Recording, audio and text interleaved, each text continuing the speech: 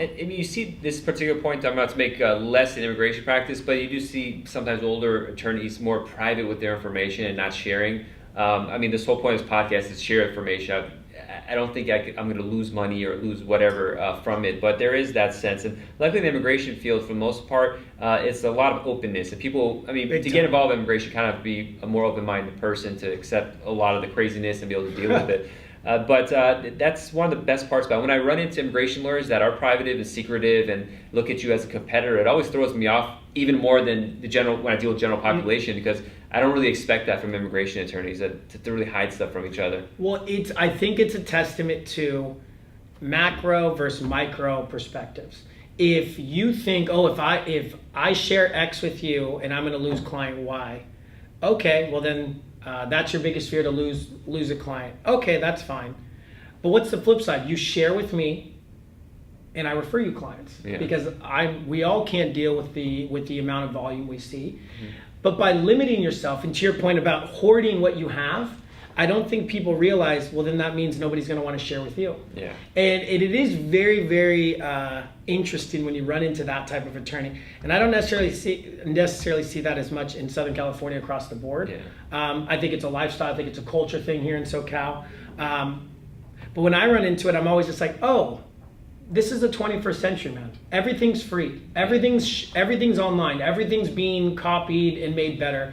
If you're still operating in that 20th century model where I have this practice in this field, in this niche, and nobody's around, and I'm gonna, make my living and live the life I want, there's 10 people that are taking your clients in ways you have no idea. Yeah. And again, I think to your point, it's kind of this people not being able to see the trees from the leaves.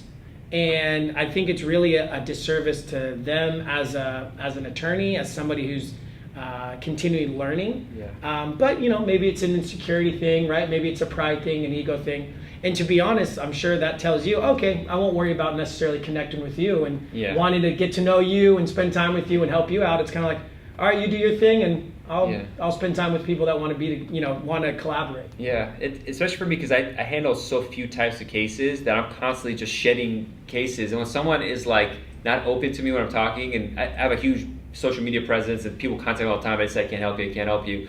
It's like, why would you not want to be friends with me? Because at the very least, do it for superficial reasons of getting money from me. Like, I don't like John, but I'm gonna get clients from him. Absolutely. It's a funny aspect of a professional trade, right? Or a professional career that you have, and it really is.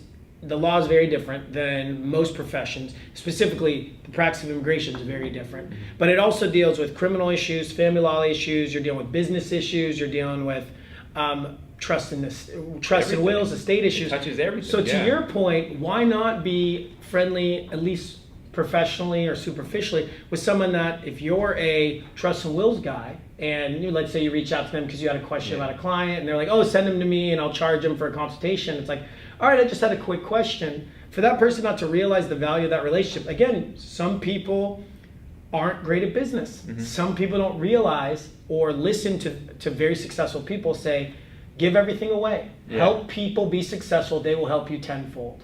And then so again, I think you just realize, oh, some people didn't get the memo. Yeah, it's a popular, almost cliche nowadays, but looking at it from a place of abundance rather than scarcity. And that's something I have to repeat myself. Sometimes there'll be months where it's low business, and I'll be like, oh no, like, should I lower my prices? Should I do this? And I'm like, you know what? Just stay on the path of what you're doing. Keep it open, be friendly, get the information out, to keep studying so you're a good attorney, and don't look at it as you're defensive or you're going to lose out. Look forward, be forward looking and push it, and it comes through. And something when you talk with other fields about referrals, what I've run into is this horrible perspective they have is, I don't need illegals. Illegals don't have any money. If a trust and wills guy's like, oh, what's this illegal alien going to do? It's like, immigration is much wider than that. Everything's not deportation, which is a public perception. Even people in deportation could have run businesses and stuff. It touches on everybody. There's this unfortunate perspective that's habits like, an illegal alien, if you will, with whatever that terminology means, is someone that's south of the border that snuck in or something like that. Even they have their own place and their own rights as human beings, but it's a huge system. I always tell people that are not immigration attorneys, you have a person directly in the immediate first degree of your life that had to go through the immigration process. There's no one in America who hasn't had their spouse or kid or cousin or their favorite employee, their boss, who has not gone through the immigration process. You just don't know about it because they don't talk about it. But everything is touched by immigration. It's like the Matrix almost. Once I got into it, because once I started doing like E2s and L1s a lot, and I started driving out of Los Angeles, I was like, oh, that business is immigrant, that's owned by this foreign company. I realized the country is intermeshed internationally with immigration. There's no way to take it out. The problem is people are afraid to talk about it, especially the immigrants themselves, because of repercussions and all that kind of stuff. Sometimes they're ashamed. Sometimes they want to be proud Americans. They don't want to talk about their past. And it gets hidden, the reality that LA is one of the major markets. New York and LA are chunks of money. San Francisco, Miami, Seattle. There's just so much immigrant-related business and money where if you take that away, the whole country is going to collapse.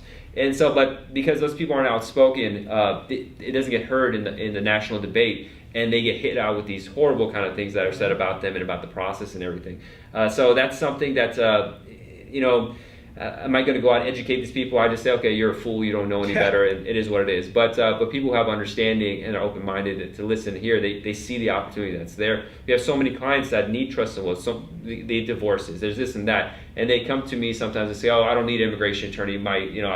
Immigrants don't use my services. Like, no, you probably more than 51% of your clients are immigrants. You don't even know it because you don't pay attention. But that's the nature of it.